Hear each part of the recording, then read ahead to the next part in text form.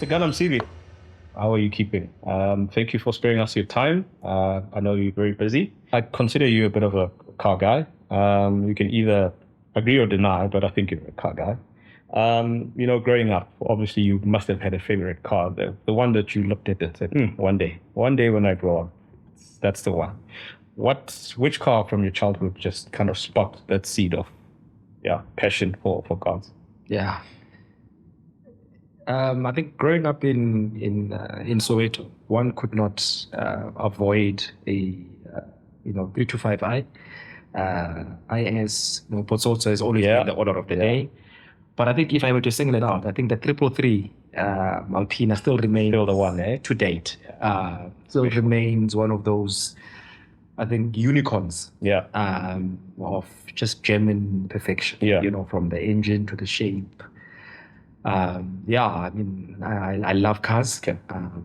But I think 333, you've made my day. All right. Best sounding V8 for you? Best sounding V8? It could be from the past. It could be current.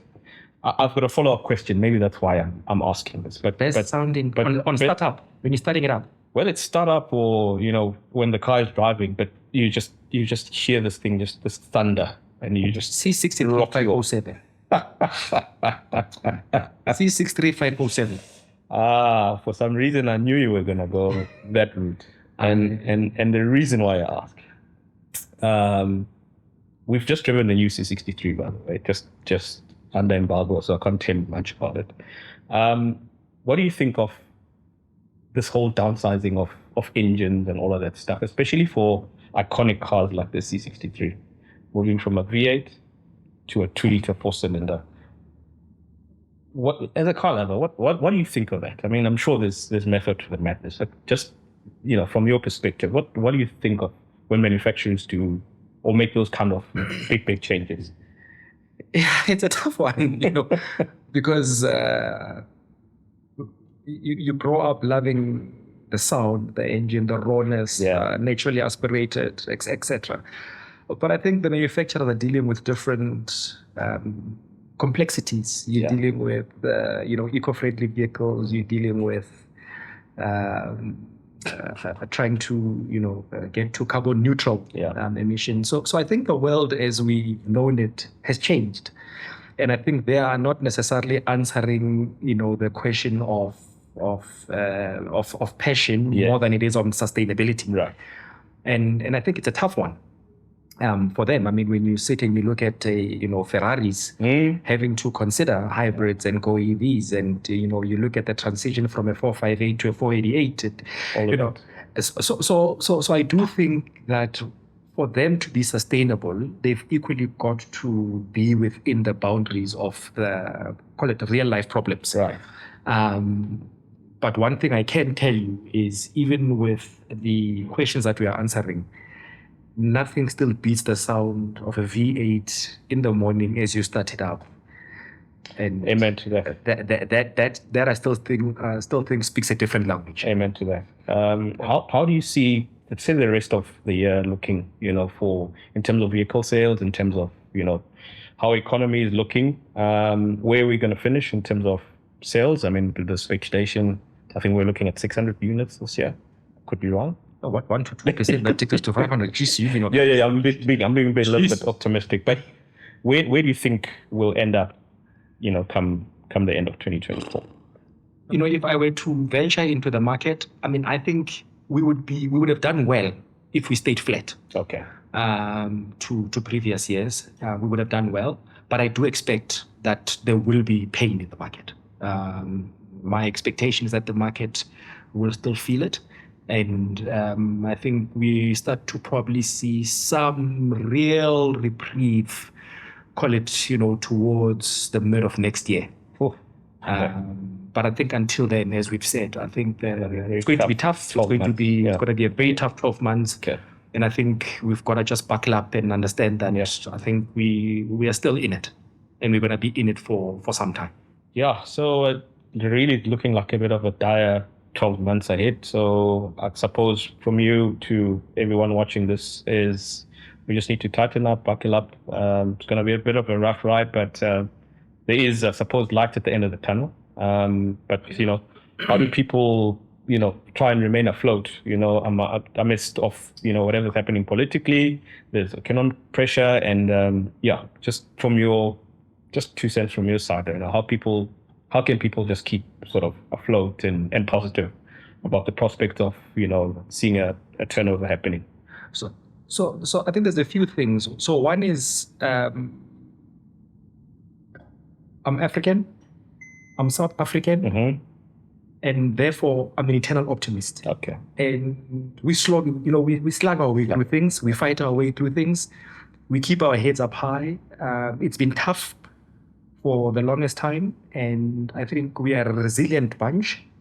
But I do think, the times ahead will require that we give ourselves a little bit more space. Yeah. In the context of some of the things that we probably were planning to do. Sure. I don't think it's the end of the world. I think we've gone through the toughest periods coming out of COVID. And, it gets darkest before sunrise. Absolutely. And I think we're there. There was a point we were asking, when does COVID-19 implications end? We've seen that. Yeah. So I think the most of the worst scenarios are behind us. Just keep the discipline. Absolutely. Keep the discipline, keep the optimism. But, again, eternal optimist, we're nearly there. Almost there, right? We're nearly there. Almost I think the toughest speculative aspects are behind us. There's just a few, and then we should see the sun rises. Absolutely. The sun rises again. There's a huge shift now in terms of affordability, or what people classify as affordability. I remember a few years back, R500,000 used to get you a decent car, right? Yeah. It was an entry level to a very decent car. Yeah. We've seen that change drastically now. Yeah. A perfect example is the Honda CR-V, which is a family car. It's R1 million now. Mazda is also playing in that space with the CX-60 R1 million car. What are you seeing being the trend going forward? I mean, all these legacy brands, do you think they're really taking a knock and looking at what the Chinese are doing and thinking, okay, how do we now circumvent this space? Are we going to see costs just escalating in terms of pricing, or do you see things sort of plateauing going forward? Look, I mean, I don't think where we are is new again, right? We've seen this, call it cyclical disturbance, if I can call it that, when we had the surge of the Korean brands. Yeah, we've seen this. Yeah, and we saw how much market share they had. Absolutely. And then we saw how that normalized. So the question here that one has to answer is the extent to which vehicle price inflation will continue to far outpace growth in real earnings, and what that delta looks like. Right. And if you were just to take some of the traditionally established brands, I mean, when we have done an analysis, in some cases, some of those things are above 50%. Sure. So effectively that says you're paying 50% more in the last 4 to 5 years. Yeah. Whereas if you look at what you are getting for your Chinese brands in terms of what would be seen as value for money, with most of those gadgets as standard, and what you are able to now attribute to quality vehicles. Yeah. For sure, they're going to destabilize the market. Will they be able to maintain those price points? That's another topic. It's another question. Right.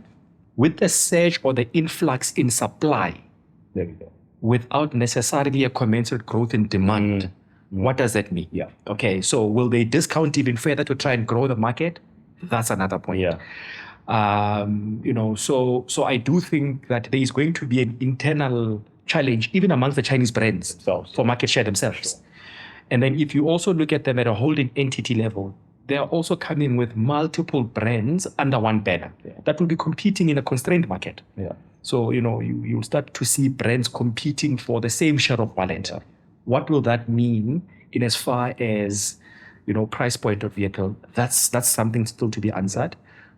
With all those still remaining unanswered, one thing for sure, I think we can all take a leaf to say, over the next 5 years, Chinese brands are going to play a fundamentally much more prominent feature on the listing of vehicles sold in the country than what they would, naturally would have over the last decade. That dynamic is going to change. Traditional brands as we know them are going to have to rethink fundamentally differently how they compete. If you're looking at what used to be sellers, where they price their vehicles and what comes with it. So it's going to be a very competitive market. What is WesBank's strategy, looking at the current sort of landscape? Yeah, so I think the landscape as you've painted the picture is very complex. And I think, our view of the topic has always been getting into a car is one thing. But, ours is how do we keep you in that car, and how do we, more importantly, through the ancillary services, try and help bring down the total cost of ownership. And I think the biggest mistake we can make as a market is just necessarily to think that getting people into cars answers the problem. I think that could set us off on a very different tangent. Okay. And we must be careful that, over the next 5 years, as things play themselves out, it's not a rosy picture on GDP. And so, if that then be the case, and one plays out, the CPI outlook, and you play that out into growth in earnings, you see that, people still remain under pressure, even into the medium term. So that effectively means net of all other costs of living, utilities, groceries, fuel, school fees, you name them, there's still going to be pressure on the wallet. Right. Okay, so we're not going into a boom market. Sure. We're not going into 2010. Yeah. Okay, so let's brace ourselves that interest rates in and within themselves are not going to necessarily solve the problem. We need something else to happen, and that's GDP to shoot above 5%, which at the moment not. Okay, so I think that's the one thing to balance. So I think our view has always been, as I've said, how do we start to play in adjacent market, which is just total cost of ownership? Yeah. And then secondly is this diversification. And I think I've said this a number of times, that the balance between asset-backed or installment sale financing relative to pay for usage is going to be a phenomenon that we cannot evade. Yeah. Be it subscription, be it rental, be it leasing. Yeah. There is going to have to be space that is made. And again, today you argue with many South Africans that will say, I own my vehicle, though it's financed. The reality is on an installment sale, ownership is deferred up until the last installment. Absolutely. But I think there'll be a lot more acceptance to say, look, I'm going to utilize X vehicle, pay for it for X period, and, it goes back to the original owner. So we are going to see, in my humble opinion, a significant increase in those types of constructs. Mind you, we are not different to how the rest of the world operates. Absolutely. And what I think most people probably don't appreciate is if you take a market like the UK, or you take a market like, for instance, in Europe, across the different jurisdictions, guaranteed future values are a prominent feature. Yeah. Where, between the captive with the manufacturer, they already take significantly higher residual values, which is they take a risk of the asset into the future, reduce the installment, and the client doesn't own the car. They'll bring the car back in 3 years. And that's been the core of kind of driving market activity. Whereas in South Africa, that is still sub 3%. So I do think to try and almost neutralize some of these headwinds, there will have to be an acceptance that there's a structural change in how we access, but more importantly, stay in vehicles, and then how do we actually then ultimately work alongside that with this total cost of ownership as I suppose as a core offering that you use to differentiate yourself more than it is financing or rate or whatever else that traditionally has made us win. All right. I wanted to chat to you about the focus, in China. Obviously, the Beijing Auto Show has just happened.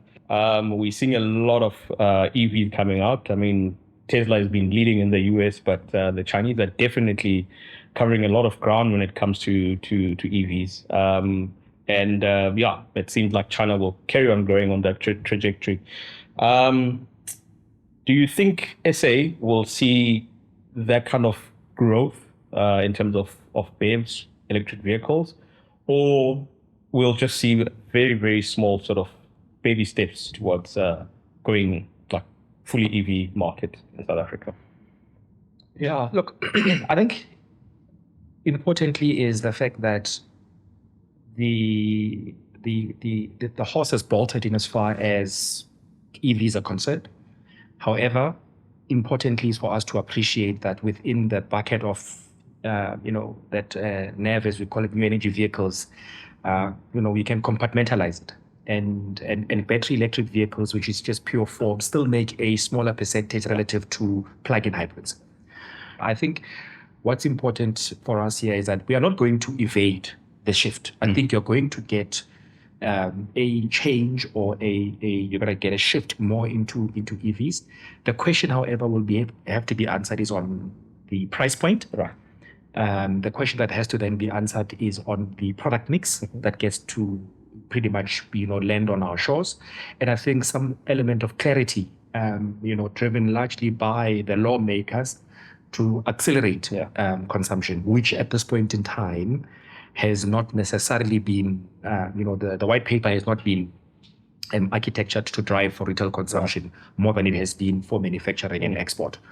So I think in the main, when one looks at the products that were launched at the Beijing Auto Show, and you look at the multiplicity of players that are coming into different markets, and you're looking at the product ranges that they are throwing in there, you almost take comfort with the fact that I think this discussion of EVs is going to be accelerated into markets.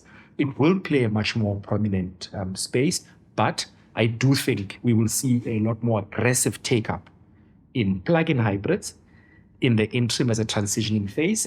And then we will almost, get your lux or your premium segment markets being, of course, leaders in the take-up. But I think for mainstream consumption, the cost in South Africa will play a major determining point. The reality of the matter, though, is if you look at SA as a standalone market, I mean, what will be 532,000 vehicles that we've sold in total? We already kind of envisaged a 5 to 6 odd percent. We got a 0.5% increase on that. Of that, sub 1,000 are full battery electric vehicles. I think to the extent that we continue with high value lux EVs, we're going to have a slow take up. Toyota Cross, we've seen from a PHEV perspective, kind of leading, again, I think talk to price point.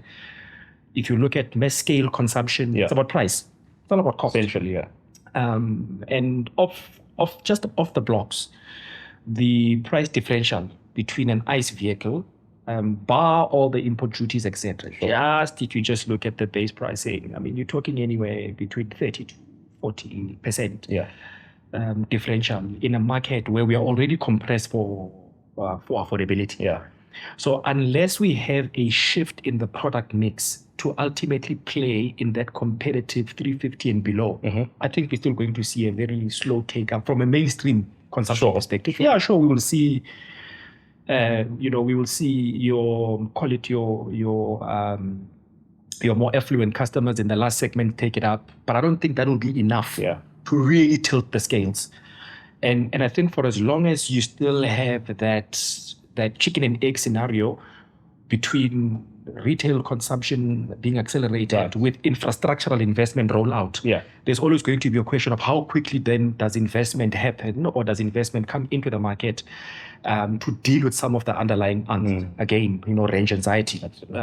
Just as a case in point, the extent to which you convert some of your points of presence to fully cater for those, the extent to which you start to diversify your complement from a technical perspective.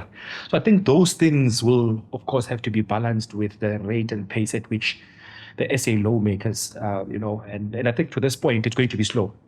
They've said that it will come into the future.